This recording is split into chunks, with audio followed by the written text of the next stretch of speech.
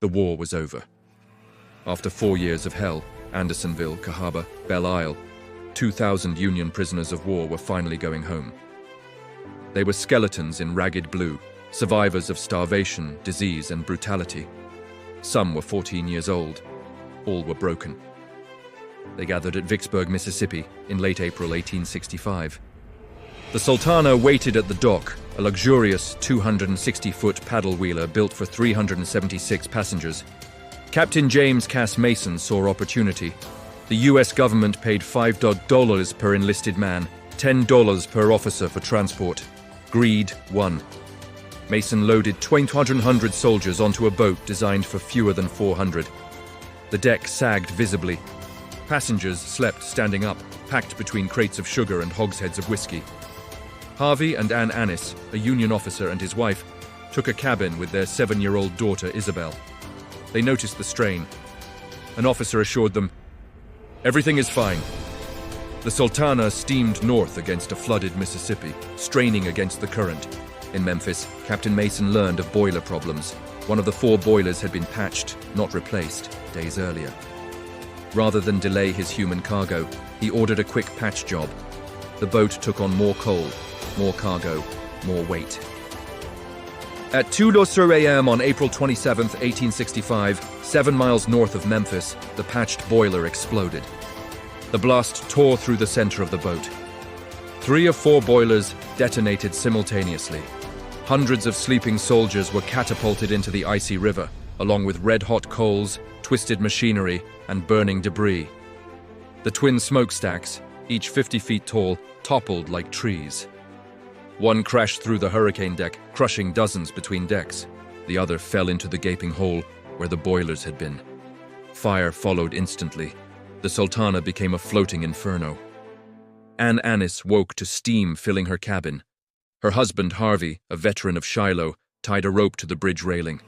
He placed Isabel on his back, lowered himself into the black water, and told Ann to follow.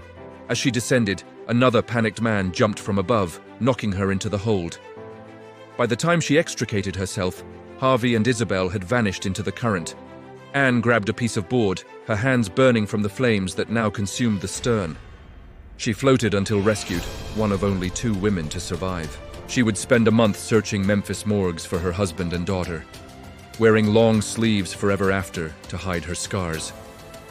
In the water, the horror multiplied. The Mississippi was at flood stage, running fast and cold. Most soldiers couldn't swim. Many were too weak from prison camps to fight the current. They clung to debris, to each other, to floating mules and horses. Some grabbed onto trees in flooded forests, singing to stay awake, mimicking birds and frogs to signal rescuers. The fire created a terrible choice: burn or drown. The flames advanced as the boat drifted, turning the bow from refuge into death trap. When the first paddle wheel box broke away, the vessel spun, pushing flames toward 400 people huddled at the bow. They had waited too long. Most died there. The steamer Bostonia II, heading south, was first on scene at 3 a.m. Her crew threw everything floatable into the water: doors, shutters, chairs, and pulled 150 survivors from the darkness. Other vessels joined: the Arkansas, Jenny Lind, USS Tyler. A sailor aboard the Tyler wrote, "Of all the sounds I ever heard, that was the most sorrowful, some cursing, calling for help and shrieking. I will never forget those awful sounds."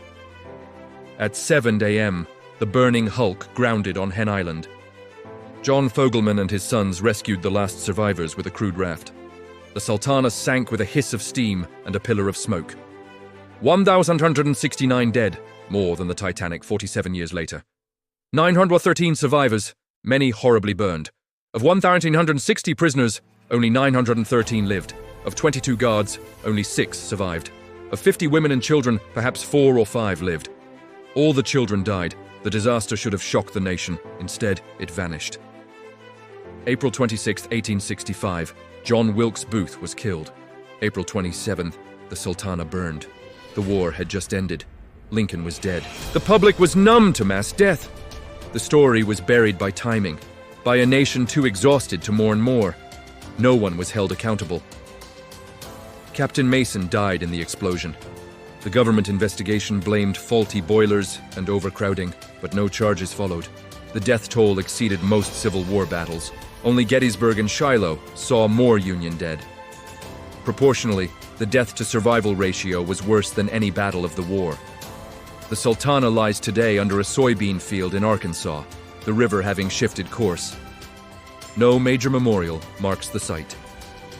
Ann Annis returned to Wisconsin, outlived 4 children and 3 husbands, and died at 80, still wearing lace cuffs to hide her burns. She never stopped searching the morgues of her memory. History remembers the Titanic's 1,517 dead. It forgot the Sultana's 1,169. Men who survived Andersonville, only to die within sight of home, their tragedies swallowed by the closing of a war and the assassination of a president.